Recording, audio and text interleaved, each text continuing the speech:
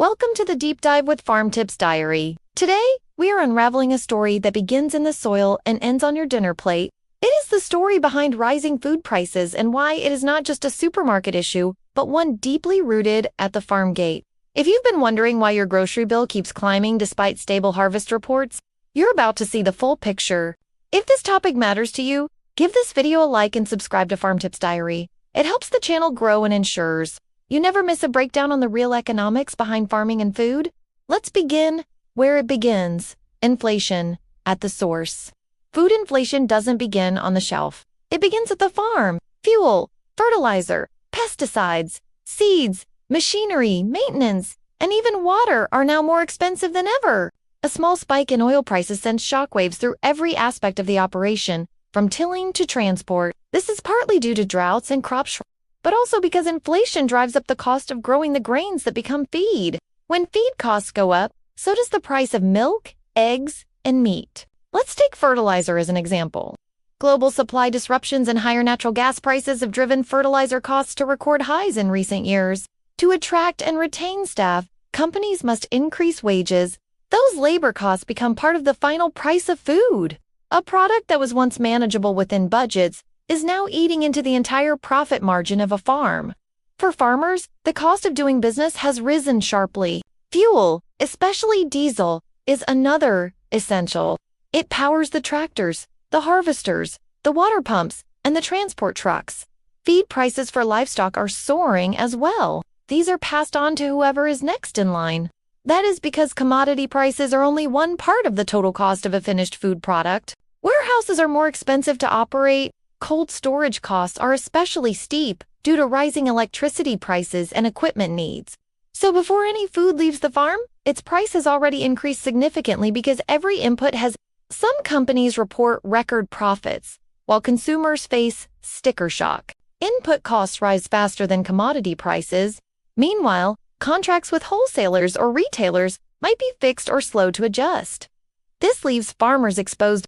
This is called margin expansion. It happens when businesses use the excuse of inflation to increase their markup. Supply chain squeeze. Inflation in every link.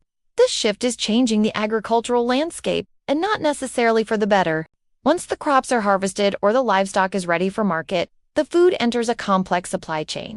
This chain is also experiencing inflation pressure. Transport costs have climbed. Trucking companies are facing higher fuel prices, labor shortages, and increased costs of vehicle maintenance.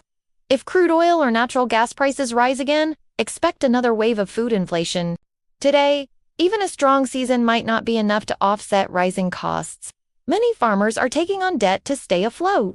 Others are delaying equipment upgrades or skipping soil treatments just to survive another season. This affects not just one country but the global food supply. Droughts, floods, and extreme heat all increase food production costs and lower output. As climate volatility grows, inflation becomes harder to predict and harder to escape. Then there's the labor issue. Agricultural and food industry workers are in short supply. This could limit food production and tighten supply. Add packaging materials, many of which are tied to petroleum-based products, and you've got another inflation layer. Each link in the chain absorbs a bit of the cost, but most of it flows forward right to the consumer. Understanding how it begins, where it spreads, and who it hurts is the first step toward lasting solutions. This reduces waste and stretches every dollar. Retail price pass-through. Who really pays? These steps can level the playing field and help ensure that rising costs do not crush rural economies. At the supermarket, food inflation becomes visible. But what most shoppers don't see is the economic story behind the price tag. You may be surprised to learn that even when the price of raw commodities like wheat or corn goes down, the price of bread doesn't always follow. Inflation in processing, packaging, distribution, and retail operations means that final prices often continue to rise, even when farmers are getting less per bushel. Retailers, especially large grocery chains, often use inflation as a justification to raise prices beyond their actual cost increases. So while farmers might receive less for their milk or grain, shoppers are still paying more at checkout.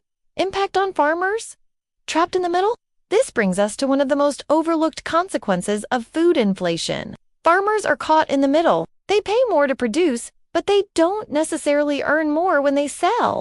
In years past, good harvests meant good profits.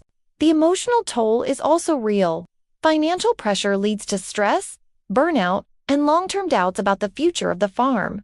Some are being forced out entirely. Consolidation is happening as small farms sell to larger operations that have the scale to absorb these shocks. What to watch? Tracking the next wave of food inflation. If you want to understand where food prices are headed next, there are a few key indicators to watch. First, keep an eye on energy prices. Fuel and electricity influence nearly every step in the food supply chain. Second, monitor fertilizer markets. Any disruption in global production or trade can quickly raise input costs and lower crop yields. Third, watch interest rates. When borrowing gets more expensive, it becomes harder for farmers to finance seeds, equipment, or expansions. And finally, weather patterns. Adapting and responding. What can be done? So what can be done to ease this cycle of inflation? Some farmers are adopting precision agriculture techniques. These use sensors, drones, and data analytics to apply water, fertilizer, and pesticides exactly where they are needed. Others are forming cooperatives to buy inputs in bulk at lower prices, or to share transport and storage costs. At the policy level, governments can support small farms with targeted subsidies, low-interest credit, and transparent market pricing. For consumers, shopping local, supporting farmers markets, and learning more about the origin of your food are all small ways to create positive pressure in the system. But at its core, food inflation needs better awareness. We hope this exploration has been valuable. Thanks for joining us on this deep dive. See you again on our next deep dive.